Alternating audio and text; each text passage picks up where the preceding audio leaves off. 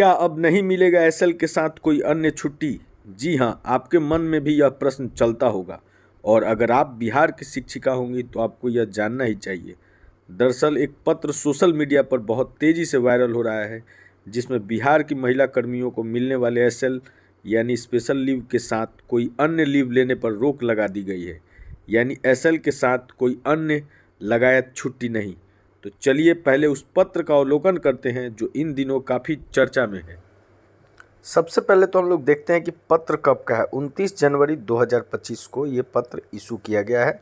इसमें कार्यालय आदेश दिखाया गया है कि बिहार सूचना आयोग में संविदा आउटसोर्सिंग जो कि बेल्ट्रॉन के माध्यम से सेवा प्राप्त रहते हैं उसके आधार पर कार्यरत सभी महिला कर्मियों को प्रत्येक माह में 2 दिनों का विशेष अवकाश अन्य नियमित महिला कर्मियों की भांति दिए जाने का निर्णय लिया गया है। यानी उन्हें भी 2 दिनों का ही विशेष अवकाश मिलेगा। दूसरे नंबर में लिखा हुआ है संविदा और आउटसोर्सिंग के आधार पर कार्यरत सभी महिलाएं कर्मियों को नियमित महिला कर्मियों की भांति प्रत्येक माह में 2 लगातार दिनों के लिए विशेष अवकाश एक ही बार देय होगा।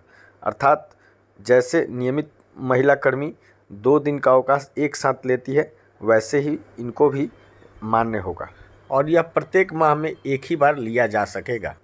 आइए इसका तीसरा बिंदु पढ़ते हैं हम। यह विशेष अवकाश उन्हें पंचांग वर्ष में अनुमान्य आकस्मिक अवकाश के अतिरिक्त देय होगा। यानी कि आकस्मिक अवकाश अगर 16 है तो उसके अलावे ये 2-2 छुट्टी पर मंथ उन्हें दिया जाएगा। चौथे नंबर में है विशेष अवकाश देने का अधिकार नियंत्री पदाधिकारी का होगा।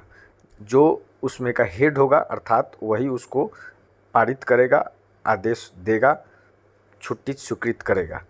5वें नंबर में दिया है यह अवकाश प्रत्येक माह में 2 लगातार दिनों के लिए एक ही बार अनुमान्य होगा। अर्थात हर महीने एक बार से ज़्यादा यानी 2 दिनों से ज़्यादा की छुट्टी नहीं ली जा सकती, एक माह में 2 बार नहीं लिया जा सकता है। 6ठे नंबर में दिया है इस अवकाश के लगायत अन्य कोई अवकाश दे नहीं होगा।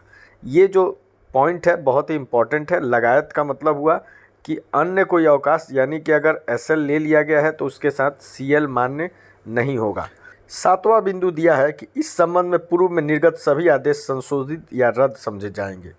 और 8वां नंबर है यह आदेश तत्काल प्रभाव से लागू होता है। यानी इस आदेश के आने के बाद पहले के सभी आदेश को रद्द कर दिया गया है, यानी अब यही मान्य होगा। और 9वें नंबर में दिया हुआ है कि ये मुख्य सूचना आयुक्त का अनुमोदन इसमें प्राप्त है, यानी अब यही पूरे बिहार में मान्य होगा। और इस पत्र पर सरकार के अवर सचिव का हस्ताक्षर है, अर्थात यह पत्र तत्काल प्रभाव से लागू हो जाएगा। यानी 29 जनवरी 2025 से यह बिहार में लागू हो चुका है। लेकिन यह आउटसोर्सिंग से बहाल कर्मियों, महिला कर्मियों के लिए ही लागू है। इसमें अब प्रश्न उठता है कि क्या शिक्षा विभाग में कार्यरत महिला कर्मी यानी कि हमारी अध्यापिका सीएल के साथ एसएल या एसएल के साथ सीएल ले पाएंगी या नहीं ले पाएंगी। तो आप लोगों का कन्फ्यूज़न क्लियर कर देते हैं। आप अभी भी वो छुट्टी के साथ कोई भी लगायत छुट्टी ले सकते हैं, क्योंकि शिक्षा विभाग या अन्य किसी विभाग में इससे जुड़ी हुई किसी भी प्रकार का कोई भी पत्र अभी तक नहीं निकाला गया है। और जब तक पत्र नहीं निकाला जाता है तब तक पिछला आदेश ही लागू होता है। यह पत्र महिला, वैसी कार्यरत महिला बिहार में जो आउटसोर्सिंग से कार्य कर रही हैं उनके लिए ही लागू होगा। अगला आदेश आने तक आप अभी छुट्टी ले सकते हैं। धन्यवाद।